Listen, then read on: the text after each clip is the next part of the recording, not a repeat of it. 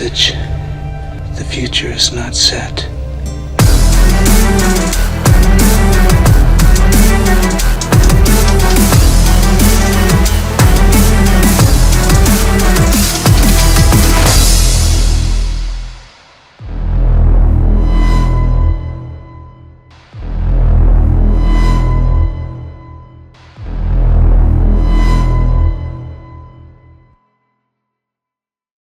All right, what is up, everybody? So I am here with a author, Brian Oakes, who has a very interesting story to tell us about life, loss, and persevering through some of the hardest moments that you've had in your life. And so I think it'll be a fun conversation. We kind of had a little bit of this conversation yesterday, so we'll play off of that. We'll be diving into a little bit of conspiracy theory and governmental whatever you want to talk about it, corruption. So, Brian, before we start this off, can you just tell us who you are and what you do? Sure. So my name is Brian Oakes. I am a early crypto investor, crypto miner. I also am a escalation engineer at Microsoft, and I'm not representing Microsoft in any way. That makes all the lawyers happy.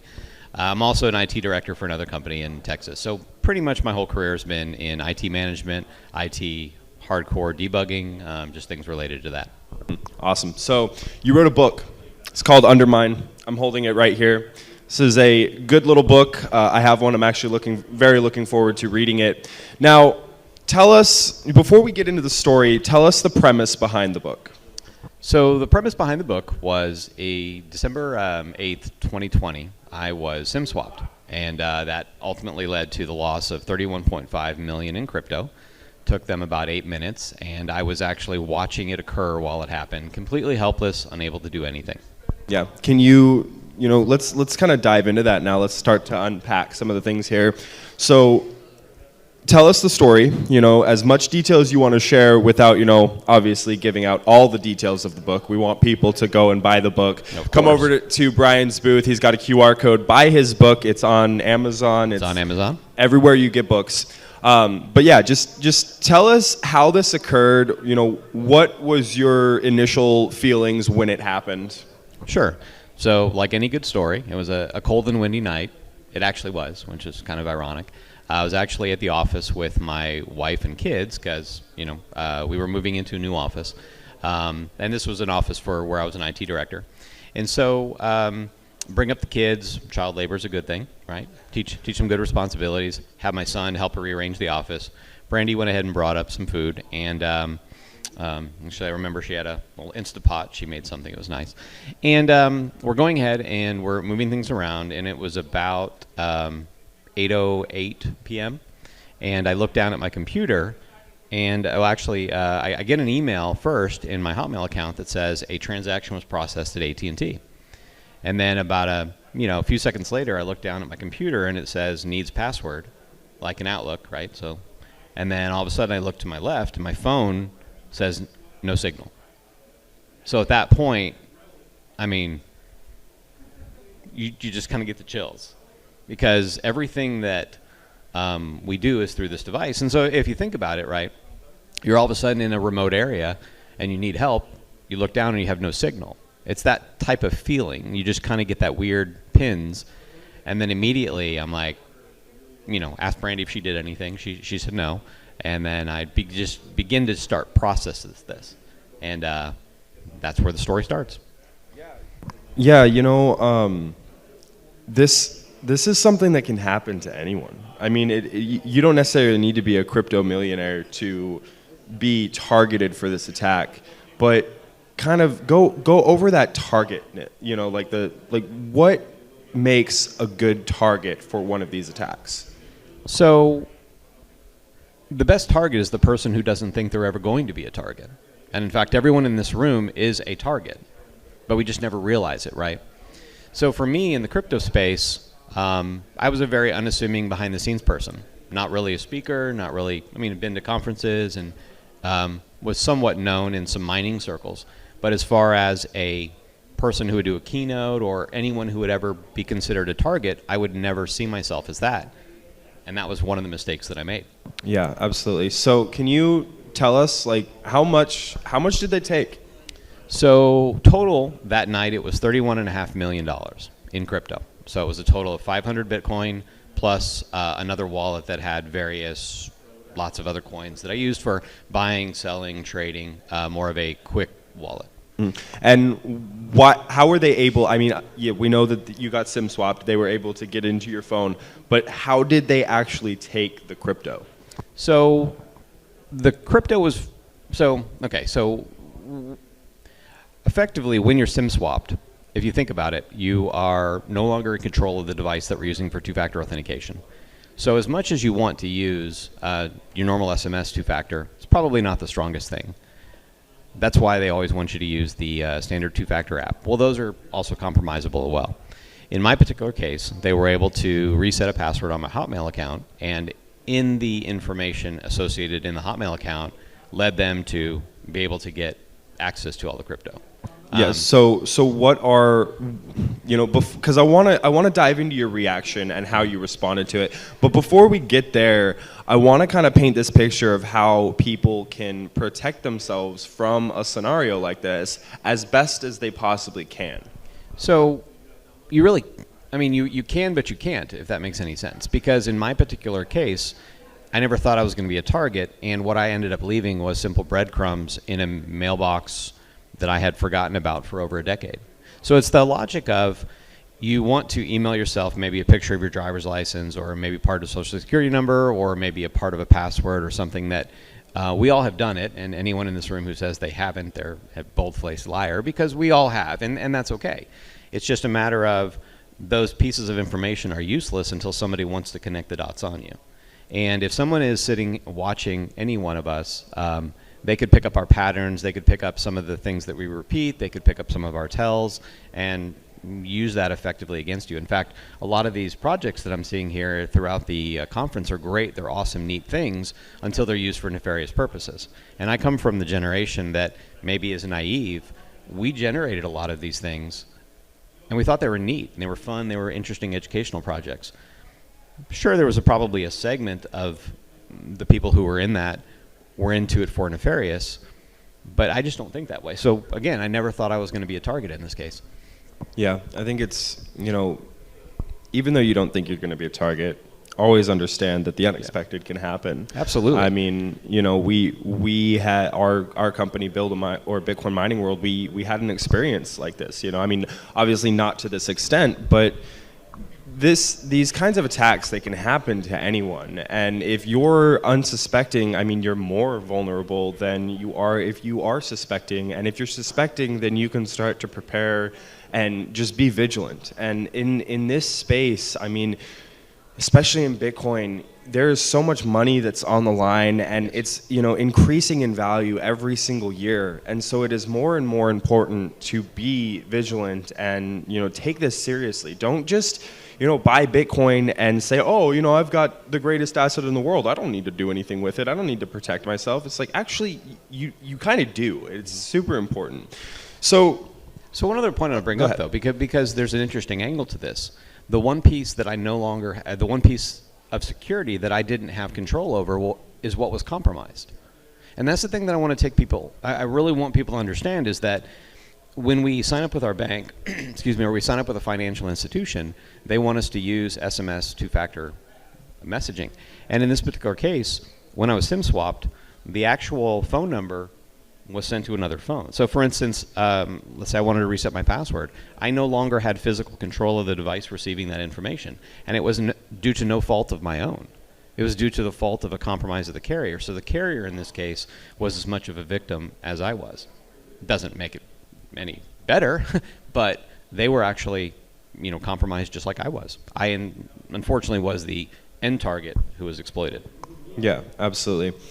So when I think about what I would do in a scenario where I had $30 million plus and the value's exponentially increasing every year, because that's what Bitcoin does. When I think about that, I don't have great thoughts. I think it gets a little dark pretty quickly. And I really believe that most people working 9 to 5, trading their time and their energy for dollars, look at that number being stolen, lost, or whatever as a devastating event that cannot be recovered from. So what did you do? What was your response, and how did you overcome this? So a lot of thoughts and a lot of things went into this, right? So when I initially started telling people the story, let me kind of vary off on that for a second. I began to see how they reacted, right? So similarly, when I initially told you the story, people reacted in a way where, and in fact, actually, when I was talking to some folks yesterday, I could see them visually change when I told them the dollar amount. And immediately in their head, they kind of went to a different space. And it was that dark place. And it was a situation where folks would, and some of the feedback I got initially when we initially started telling people this happened to us, and this was our friends and family, mind you, their reaction was, hey, I would have killed myself or something. Now, would they have actually done that? Probably not. But the simple fact that they actually went to that first bothered me. And what it kind of showed me was that as a society, maybe we just are not equipped to handle things like we used to. And so one of the takeaways from the book was I had to get to a point where what worked for me was what I put in the book, and how I got through this from a kind of a therapy mental health perspective. And maybe what worked for me could work for some other folks. And so effectively kind of going back to the beginning is when this occurred, I'm seeing it and I'm watching it real time. I had to send Brandy home because I needed to focus on it. So at that point, I'm not in the post-traumatic stress. I'm dealing with it, and so I went into what I call crit-sit mode. And some of my jobs, I'm part of a crit-sit team where we deal with critical situations. So you're easily able to take away the emotion of what you're feeling and concentrate on the data. And I was able to gather enough data that night where I was able to track the folks who got into the account to a compromised computer in Seattle. So at that point, I'm gathering data. About an hour later, after I was done, got AT&T to finally cancel my phone for that night, I broke down. Because at that moment, it's just kind of hitting you. Excuse me. It's hitting you of what actually took place. And I don't think people realize that in the moment. Because you have a lot of emotions going through, and, it's not the financial loss at that point. It's making a mistake, right? And how we handle that and how we treat each other. And, how are you going to be judged by your friends and peers? Because everyone here is effectively, I've said this to a few people, we're kind of the smart people in the room. And when you realize what happened, because I was able to connect the dots very quickly, that's what I do for a living. I was able to connect the dots of what actually happened, and I knew immediately. And going and telling your spouse and family, you don't have any more of what they, to be honest, didn't even know I had in the first place. So it just came crashing down. And then, eventually I gathered data the next day, and we, continue on with parts of the story. Yeah, this is a devastating thing that happens, and to your earlier point of how most people react, I really do believe that is due to our association of money with energy spent. Yeah. Whether it's, whether you intrinsically know it, whether you outwardly know it, we spend a lot of time in our lives working for this value, this dollar value. And when something like that happens, almost very much like a physical moment in time where you lose something that matters very much to you, your mind goes to a dark place. How am I going to recover? How am I going to move through this? And how am I going to tell the people that I love that I experienced this or I lost this thing? And that becomes very traumatic for a lot of people. Sure, and one of the things that you also want to think about is, for me, I'm one Bitcoin's one Bitcoin. One Litecoin is one Litecoin. Just, one coin is one coin. The dollar amount has never really been my focus, and that's, as long as other folks have known me, that's been a statement I've stayed true to. But it comes down to the trophy that I had, the big stack of whatever that I accumulated is now gone. And so there's that loss, regardless of the dollar amount, and then you begin to think of, well, it's gone, so the time that I'd spent, the emotions that I'd put in, the sacrifices that I had made was for nothing. And so you go through those thoughts in the moment, because that's how we emotionally react to things. And so the point of telling the story was this is what worked for me. This was my journey going through it, and here is how I was able to come out the other side. The book begins with the theft, but then you have to tell the story of how I even accumulated that in the first place. Yeah. And the thoughts and the dedication and the time. And it's like I said, it's a memoir with a lot of thoughts and mental health, sprinkled in. Yeah, so after the theft occurs, you gather all this data, you gather all this information. What was your next step? What did you do? So the next step was, where do I go from here, right? So initially, I knew the carrier. I knew that was going to be a mountain I didn't necessarily want to climb. So believe it or not, I contacted LifeLock, which is kind of funny when you think about it, because, well, based on crypto, that's technically property. So I had a property theft. So I also contacted my homeowner's insurance too. Why not, right? And it was interesting because I had to explain and relive the crime, every single person I had to explain. So that's what I did. Now, technically that was second what I did. What I first did was actually contact the police, right? So I filed a police report where the theft actually occurred. Come to find out, you're supposed to file that where you live. Didn't know about that. So learned a lot about that, but actually went through and was able to gather as much data as I could. And there's a lot of details to that process in the book, because as you're going through this and retelling the story, you're having to relive it every single time, right? Which is then creating additional stress and frustrations, because they don't see it like you see it. If you see this as a bar of gold that you physically mined out of the ground that was stolen, they would understand that. But the people you're talking to really at that point in time can't comprehend that's the equivalent of. Yeah, so, after you've contacted LifeLock, after you've contacted your, carrier, after you've contacted all the people, relive this story over and over and over again, trying to stay calm, trying to not react but respond. What did you do? I mean, I want to get to this whole story of the detective. That's really where I'm going with this. Okay. So there's an interesting angle to this. So when I filed the police report, it was a suburb of St. Louis. And it was a small police department. And so filed the police report, was contacted by the detective. And when I went ahead and told him the story, he didn't really understand it, because he'd never really experienced this before. I said, well, just think of it as retail theft. And he said, well, but nobody was in the store. And I said, well, yeah, they remotely controlled the computer. Well, how did you know that? Well, that's what I'm theorizing. So then I went ahead and gave him some breadcrumbs of what I think he might be able to find, and sure enough, he was able to find. And I was able to give him enough data that eventually he was able to confirm what I was suspecting. Those were data points that I provided to the carrier, and so on and so forth. Yeah, so, this detective was able to walk through what you were telling him to do.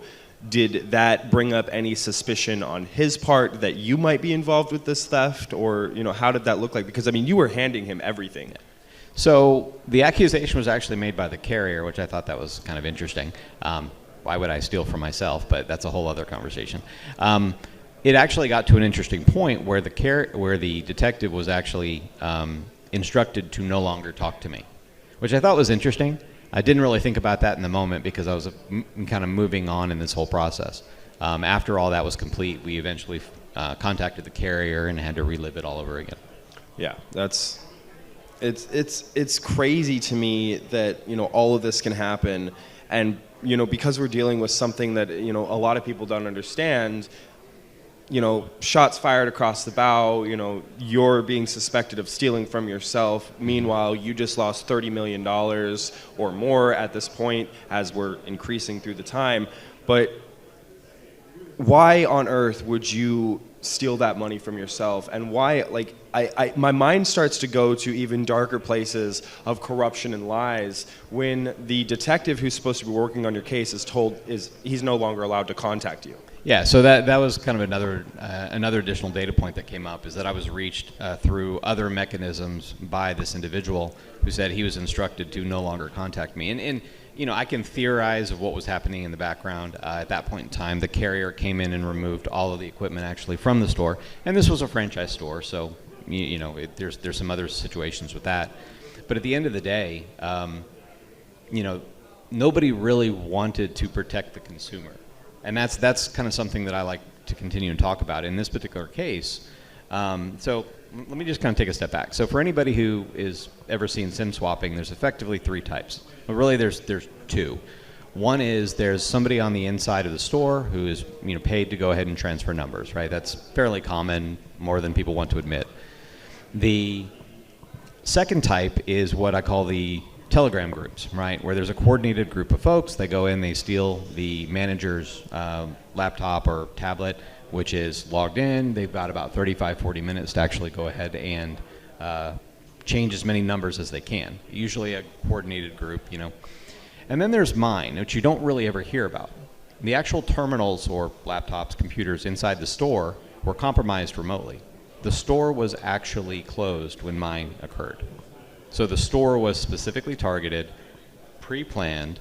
They already had, I'm again theorizing, that they had already lifted the manager's password. The folks in the store, based on my observation and just feeling, had zero indication or involvement in this. So again, they were as much victims as myself. And at some of those franchise stores, they have a secondary level of security that's not a requirement. Simple username and password is all that's required. Yeah, this was a coordinated attack from a sophisticated group of individuals. And kind of tell us how you've come to that conclusion. I know that we kind of laid it out from the store perspective and from the SIM swap, but the different things that happened through the SIM swap, what are those indications that made you feel like this was a coordinated attack of sophisticated individuals who've probably done this before? So, when people are really good at what they do, sometimes it's just beautiful to watch people work. And I know this is kind of odd from this perspective, but I was impressed at how well it was done. Now, in the moment, yeah, obviously not, right? But when you kind of take a step back and you begin to look at how quickly it was executed, how well it was organized in the sense of, just as an example, once they were in, I started in and I was able to get back into the account. I could see every exchange and every provider was hit alphabetically. Quite well, and I mean simultaneously. So it was either automated, scripted, passwords were reset through the two-factor code. And in fact, the interesting piece in this is that the phone was actually triangulated to about 150 miles from the actual store. So the IP addresses that it came from was actually in a compromised computer in Seattle, but the physical phone that it was triangulated to was about 150 miles away from the actual store, which was in a completely other state. So that actually created another interesting issue. When I called the carrier that night, I have to argue with the gentleman who's on the phone, just a normal customer service rep, and convince him that I did not go to the store, I am the actual person, and get him to turn off the phone. And that was another hour and a half, 2 hours at that point that I was completely out of control. Now, in the moment, I'm thinking, IT guy, I want to track everybody, I want to follow them. But what I should have done is just pick up the desk phone that was sitting right there and actually called the carrier. Never crossed my mind till maybe an hour later. Yeah, I mean, you're going through a very traumatic moment at that time, and your mind is racing. It's hard to see what's right in front of you. Well, and you also have to remember, and again, nothing against the customer service guy I was talking to, but to have him understand what was happening as I'm seeing it, this was completely in another dimension that he, in the moment, or maybe now, still doesn't even comprehend. Yeah. So you've been through this very rough experience in life. And, I think that a lot of people, maybe they don't lose $30 million, but they go through experiences that are just as bad to them in the moment. And, the way that we react or the way that we respond to those events kind of defines us as individuals, as human beings, and how we progress further in life. I can think back to multiple experiences in my life where something bad has happened, and the way that I reacted to it could have been much better. And, maybe I focused on it, hyperfixated on it, really led me down a dark path, and I had to learn and grow from that. So this experience, the way that you responded to it, how has it affected your life and other moments in your life? So, really you have to begin to think of how you identify, right? So like I made the comment earlier, right? If we're effectively the smartest people in the room and we make a simple human mistake that everyone else does, what does that do? And I know that may seem, some people may get it, some people may not, but it's kind of that whole personal pride in the simple fact that you have to admit that you made a mistake. And once I realized what had actually happened, that was the beginning of me trying to figure out how to handle it, right? And so in this particular case, acceptance from wife, spouse, friends, family. I mean, that was one of those things. But you also had to tell them what you were doing for the last decade that they had no clue of. So it was one of those things. You go to your Sunday school small group, that type of thing. Your social group, your friends, family. Yeah. Hey, yeah, I got hacked, lost $30 million. What? Like what? Oh yeah, all the times I wasn't at church or I wasn't, at a function. I was at the farm doing stuff. Had a few people saying, I thought you were doing farming. Like, no, I was doing crypto. What's crypto? So it basically began all these conversations. And, as much as they wanted to understand and help and listen, they still really didn't get it. What I found helpful was I ended up finding a therapist, which is a fun conversation because in my life, this was a massive loss. But I have a healthy marriage, my kids are okay, I have a fine job. The other aspects of my life are fine. This was just a big focus of attention that I had to figure out how to handle. So what I ended up doing was I went to BetterHelp. This isn't an advertisement, but it was easy and simple. And I found a therapist, which was a fun conversation in itself. So one thing I like about them was you could try them out. And there was one lady, for all the people who are older, in California you had Miss Cleo from California Psychics. I always remember that. And she was basically kind of a Caribbean lady. She had a voice. And the first therapist that they hooked me up with was kind of a Miss Cleo type. And all she wanted to do was, she was chatting with me, what can I fix? What can I fix? What can I fix? And my response to her was, I don't need to be fixed. I just need somebody to listen. And so after a few therapists, there was a lady in South Texas, Lynn, and we talked, and she didn't try to fix anything. She just listened. Because I began the conversations, and a lot of the conversations we had are actually in the book, and I wanted to put those in there because when I'm talking to her, I begin this with, this is my first world problem. Because I wanted to frame this in perspective, because in order to deal with some of your problems, you have to frame them so you provide a proper understanding of where you are, right? This is my loss, and this is how I understand it, but it's still like I always called it, my first world problem.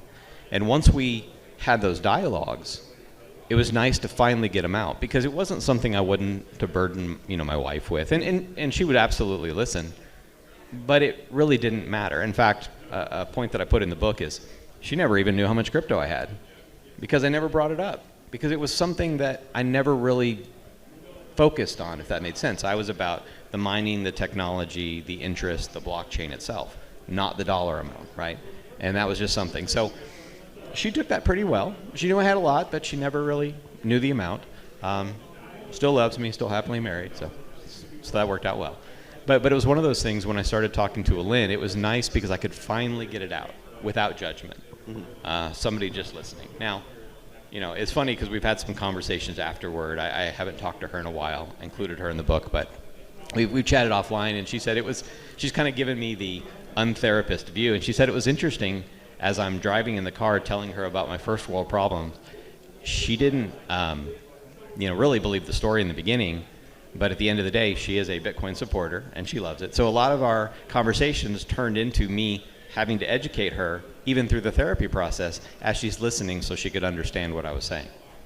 Yeah, I want to take this back to what you said about a happy marriage and, your life. I mean, otherwise, your life was, quote unquote, perfect from your standpoint. And maybe that kind of sets you up to not utterly fail in this situation and utterly lose yourself in the desperation of the loss. But I want to talk about the definition of happiness and success, because I think this is really important in no matter what endeavor you do. I mean, we're all entrepreneurs here, and we're all trying to build businesses, and failure happens. Whether you lose $30 million, whether your wife gets breast cancer, which is an experience you also had, or your business fails, your definition of happiness, your definition of success can make or break you in that situation. So let's dive into that a little bit. So that's an interesting question that I always ask is, how do people define happiness? And that was something that, as I go through this journey, I always ask people that, because, so in the case of Brandy, that's my wife. So I go ahead and I tell her this, and her response was, okay. And I know people wouldn't really understand that, but when you begin to understand her, she's just okay. So she has been throughout my whole career. I hate to refer to my wife as a battle buddy, but she's my battle buddy, and she always has been. And having that partner going, friend, family, spouse, however it works for people, having that person who goes through that experience with you, any experience, you just naturally have that support. And that's something that I think people seem to forget in a lot of cases. So in my case, having that support going through the process with me just gives you that inert strength that people don't necessarily value as much as they used to. Yeah, having a good life partner is very helpful. And, for me, the definition of success is varying. And I think that depending on how you define success, depending on who you have in your life, I mean, something like this happens. Like, let's say, you build a business and it fails, If you define your value of success, you define success for yourself as, I am a happy person, I have love in my life, I have that battle partner, then it doesn't matter what happens to you. It doesn't matter if the business fails. Well, and that's the other thing, right? Having that's localized support system. When you go through something like this, people obviously try and relate. Like, hey, well, I went through this experience. That's their process to try and connect with you. In this particular case, the one thing that she always said was, hey, we'll be okay. And I completely agree with that, right? But in the moment, you're still having to deal with it as yourself. And until people are willing to deal with it how they deal with it, it's just going to be that thing that continually creeps up. So somebody who, I always preach the mental health journey as much as I can, because I think in society today we don't deal with things like we used to. We're just not necessarily equipping people through social relationships and family. And again, I lucked out in this case because I have a spouse who lets me go off on, she likes to refer to them as my adventures. I go off on these adventures and tangents and things, and that's just me. And that has allowed me to have great success in some areas, obviously some failures. The other thing I had to kind of figure out is, and I'll go back to the happiness question in a second, is maybe the story I needed to tell was not what I wanted to do with crypto, which was philanthropic and those type of things. Maybe the story I was supposed to tell was how I got through it. So, tough pill to swallow, but maybe that is the case. So it's the whole keep on keeping on. But the question that I was asking, this is what I asked you the other day, is how do you define happiness, right? And that's something I want everybody here to kind of think about is, when somebody asks you that question, it's an in-the-moment question, but it's not. It's a how do you define happiness in your own life? And it's okay. It's completely subjective to you, who you are, how you're in the moment. Some people like to turn it up to 11. Spinal Tap's awesome. Some people don't, right? Some people like to be low-key. Some people like to have support to go off on the ventures. Some people like to write books. Some people like to crypto mine. It doesn't matter. It's however you define it. And once you define that for you, then you become who you actually are. Yeah, and if you can define that for you, and there are no wrong answers at the end of the day. It's as long as you know who you are and you're willing to define that for you, that is how you become a better entrepreneur, because when you are secure in what you want, you're secure in your happiness, as you move forward and progress through life, through your endeavors, your journeys, you make better decisions. Absolutely. Because they're aligned with who you truly are and what you want. So the process of writing this book, I mean, you had this experience, and I think it's valuable for the wider world to know, to understand that this happens, so that we can better protect ourselves and be more vigilant. But why on earth would you write a book, Brian? So the book actually started as a burn journal, right? So there's a burn journal concept where you write down your notes and you burn it, and it's off to the ether, and it's out of you. It's part of a therapy process. But also, I'm having to write all these notes down for attorneys and lawyers and cops, and so I've got a pretty good note thing. And after we went through the theft, I began to start to tell people about it a little bit, and how they reacted kind of caused me to do more notes, and then eventually went ahead and just kind of came up with a timeline, and then eventually hooked up with Carrie Nyman, who was a ghostwriter that I hired to help me through the process, which that's a fun process in itself. I'll just go into that real quick. So, fun story with that. So with Carrie, so I actually hired her to help me write the book. And she's an official ghostwriter. I think she's at 27 books now. And so I talked to her about the first chapter, and she writes it. And this was after we talked for about 4 hours. She then gives it to me, and I rewrote about 60% of it. And so she kind of reacted odd. She was like, okay, that's fine. She didn't like my redlining on all the things that she wrote, and that this was her baby that she was writing. So then we did chapter 2. And chapter 2 was a little bit more of history, and I rewrote about 60% of that. And she got a little irritated and said, why do you keep messing with my book? And I said, well, first off, the way I think is I'm a reverse engineer guy. I'm a debugger, so I'm actually rewriting the code of my book.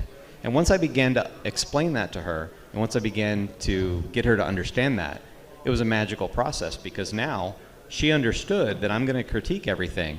And so if you end up reading the book has 2 narratives. It has the constant, which is kind of her words, and then it has mine, which are the shiny squirrel things that are all over the place, and all the important details that kind of fill in the gaps. Yeah, as we start to wrap this up, I want to give you the opportunity, speaking to your audience, speaking to the wider world.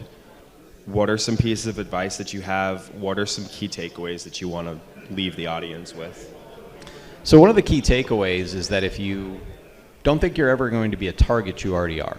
And in fact, everybody here is a target.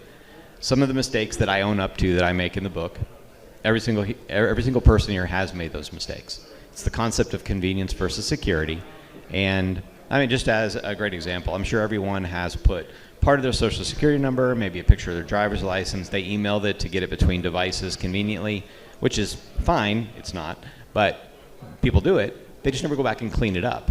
So if you're part of my age, I'm 49, so I'm at the beginning of the analog digital technology, had email addresses since the mid-90s.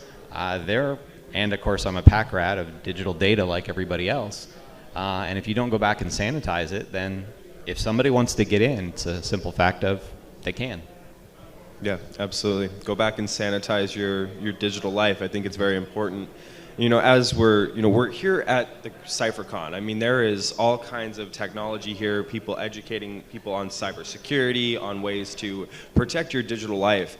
And I think that there's a lot of different things that we can do to protect ourselves. I mean, that doesn't mean that it's not going to happen. You're still going to be able to be targeted. This was a very sophisticated attack, that there's not really much you can stop from the attack happening, but there are ways that you can mitigate them being able to get the information like you were saying, but there's also ways to keep them from getting valuable crypto or money, like if you back up your wallets, if you do it in secure encrypted ways, there are other methods to protect yourself.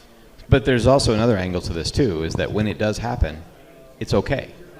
And that's the part that I think people don't realize, is that when this does happen to you, you will be okay. Your life may be a little different, right? You may have to change some things, but you'll come out okay. And that's the thing that. So in the book, I talk about two people that I know who were in the crypto equipment sales and the ups and downs trading, and they took their own life. And they took their own life because they couldn't handle what they thought this was going to turn into. They were not mentally prepared to handle the downfalls. And it was sad to see. They had put their value in how they were being identified as a crypto trader, or this was going to solve all their marriage problems or solve their a guy that I knew was a basically divorced father, and he wanted custody of his kids, and so this was his answer. And unfortunately, he ended up taking his own life. He couldn't handle the ups and downs, unfortunately, and it was sad to see. And so the message that I want to leave people with is that when this does happen, because it's going to happen to everybody at some point, in some way, it'll be okay. And that's kind of why I ended up writing the book. Yeah, I think that's why I wanted to outline the definition of happiness, because when your happiness is, and again, it's subjective, but if your happiness is tied up in what you do and who you are, like your role. How you identify yourself. Exactly, exactly. I mean, particularly for me, I mean, just to get a little bit meta, I'm a father. And what defines happiness for me is my little boy, my wife, the way that they see me. Mm-hmm. And so, looking at your experience and thinking about, okay, if something similar like this had happened to me, I think what would be more important, more devastating, is if my family looked at me different because something like this happened. And I know that would never happen. I mean, my wife would never look at me differently. She would be very similar, your battle partner, and I think that would help me get through a scenario like this. And again, going back to, it doesn't necessarily have to be the loss of $30 million. It can be the loss of a family member. It can be the loss of a business that you've dedicated your heart and soul into. It can be, a medical expense. It can be a lot of different things. Life has hardships, but who you define yourself as, where you place your value, your happiness, and your success in will help you get through this.